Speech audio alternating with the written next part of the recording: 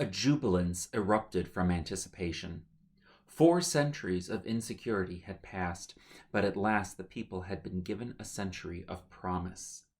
Their debts had been wagered away, and they were relieved of their potential regrets.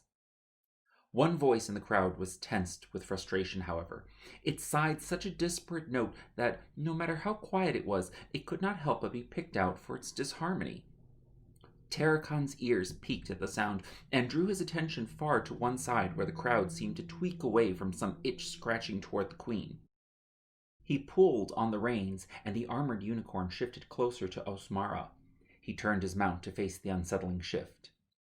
A predatory shadow leapt from the crowd. It kicked off of the shoulder of a priestess and bounded into the air. Its flight gave Tarakan only a moment to define it, but it was enough time to see the light glint off a razor's edge. Tarakan tugged the reins and wheeled the unicorn between Osmara and the assailant. Priority pressed him to shove Osmara and the baby to the ground before he turned to face the threat. He felt his saddle lurch as it landed beside him. There was a tickle of hairs tracing their presence under his arm as it slid between the seams of his plate armor, the curving cut of a sickle. Tarakan instinctively gave into the gash and doubled over. The searing slice distracted him from his sense of balance. He had lurched too far. He tried to lean back, but it hurt too much. He fell. Tarakan crashed against the stone-studded floor. His breath was knocked out of him. There was a scream from the crowd. On his back, Tarakan could not see what was happening. He tried to sit up, but his awkwardly caught foot caused the wound in his gut to hiss reprovingly. It was the stirrup. He could feel it cinch his ankle. The chestnut unicorn had been startled by the commotion and was beginning to pull away. Tarakan was too hurt to extract his foot, and too heavy to be dragged away. The ankle contorted with a wet snap. Tarakan screamed. The foot slipped out and dropped to the ground. Pain sploshed in his body. Still, he strained to peer at Osmara. Osmara's arms tightened around Cassandra, folding the baby princess deeper within her black cape. She scoured the scene for the figure that had torn Tarakan from his saddle and left his belly bursting with blood. "Where is it?" Draco wailed as he extracted his long sword from its bejeweled sheath. "Find it!" His orders were barely audible over the cries from the crowd. The quilted colors of their garments were smudged into a chaotic blur. The audience was being herded back, shoved toward and shuffled out through the gates. Nesu, desperate to reach Osmara, was wrestling through the escaping nobles and was arguing his way through the efforts of the pikemen and acolytes. The cavalry rode into a defensive formation around the royal family. They kept Osmara at their back as they spaced themselves as evenly as they could and turned their lances out threateningly in all directions. "To the keep! Get her to the keep!" Draco roared. The cavalry began to orbit the queen in an ellipse that pulled toward the terraced gardens beyond the palisade. Osmara maintained a pace that kept her centered in the defensive carousel.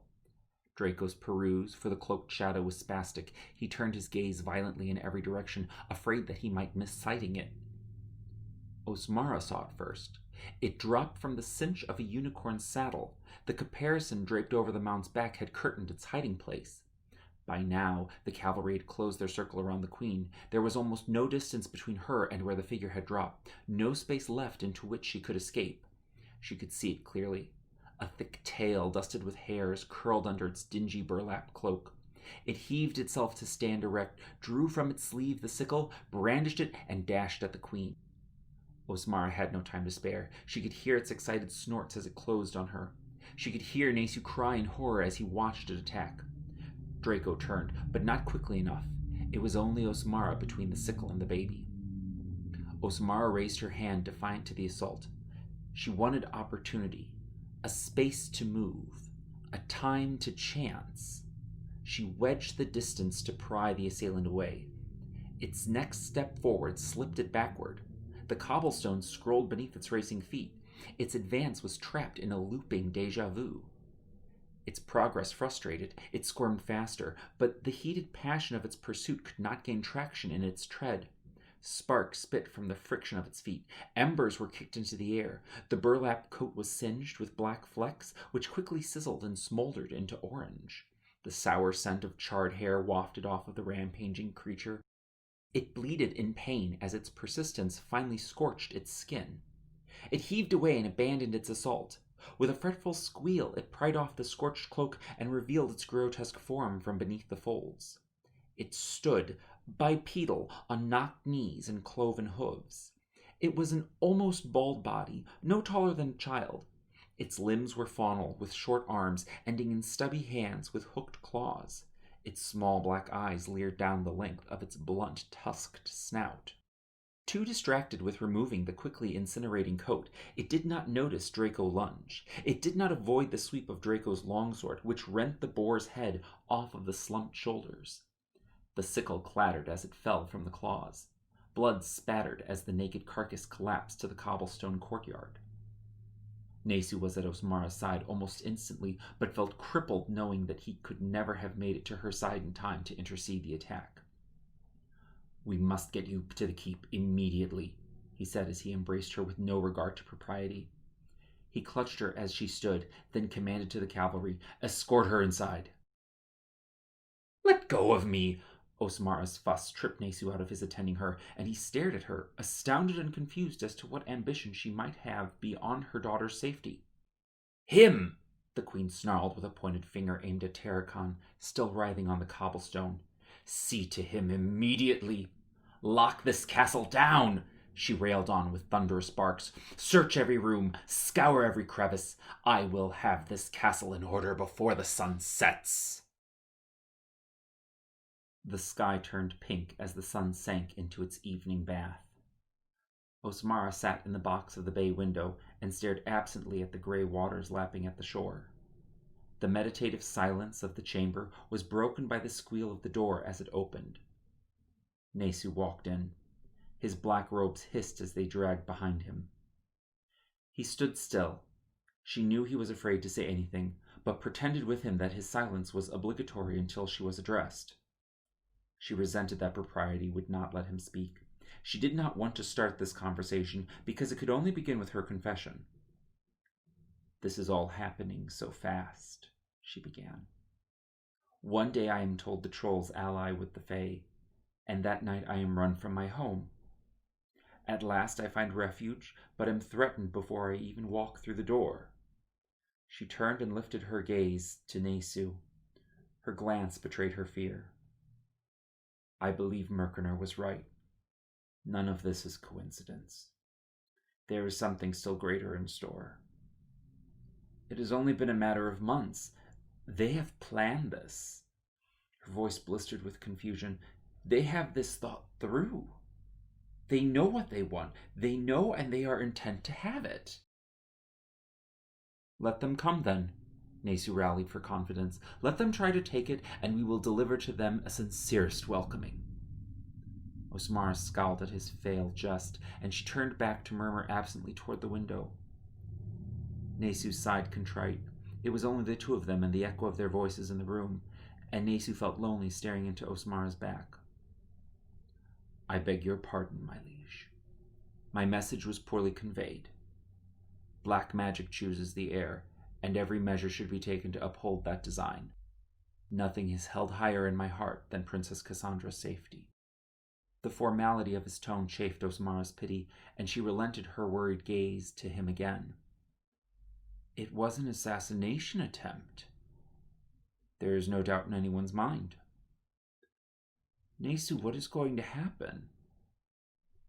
Nesu took the box seat in the bay window opposite Osmara. He took her hand and smiled. "You know I am no fortune teller. What can I say? What can I tell you that would have any worth at all? Cassandra will be attacked, and we will have to trust black magic to see to her safety. It was not in a witch to accept circumstances beyond her control. Nothing should be beyond her control. Magic made things happen. Trust meant letting things happen." Osmara was not comfortable relenting, and instead relented pursuing the topic further. She took up a haughty countenance and inquired, "And what of Terracon? What has been determined?" "Per your wishes, the captain has been moved to the adjoining room, neither of which have servants' entrances. You will have to make specific instructions regarding upkeep, but will have absolute certainty over whom enters. A full platoon of the Order of Valish has been assigned to these rooms and the hallway, and Prince Draco is personally overseeing the arrangements. General Michel reported that the troll was a stowaway on one of the supply ships which arrived from Tower Sam in the past 3 days. She is confident that neither woman nor witch aided its arrival on the island, and that it was a lone agent of the brute, Marco. Additionally, my paladins are smudging the castle from the top down, and have as of yet uncovered nothing unusual. We will be finished before the dawn, and I am at this point confident that the castle is secure. Do you think he will live? Yes, he will live. The poison on the sickle will keep him down for a long time, but it will give his ankle a chance to heal. All we can do now is wait. Osmara waited. The summer sun rose bright white each morning and set cinder hot each night. The days were endured slowly, but the months seemed to slip away. The maids would come in to scour the tile floor, the nurses would turn Terracon every 3rd hour, even through the night, and bathed him in the princess's old wash water, certain there were properties in it which might revive him sooner. Osmara sang both the baby and her bodyguard to sleep, busied herself with embroidery and politics, and spent the occasional lonely night flicking through the collection of fables retrieved from Terracon's saddlebag. The stories were fanciful but contrived, perfect for putting her to sleep when her mind was otherwise too occupied. The slipping of the book's leather binding out of her hand startled Osmara awake. It was Terracon. His hand was reared back, obviously retracted from having tried to pry it from her. "I'm sorry," he started.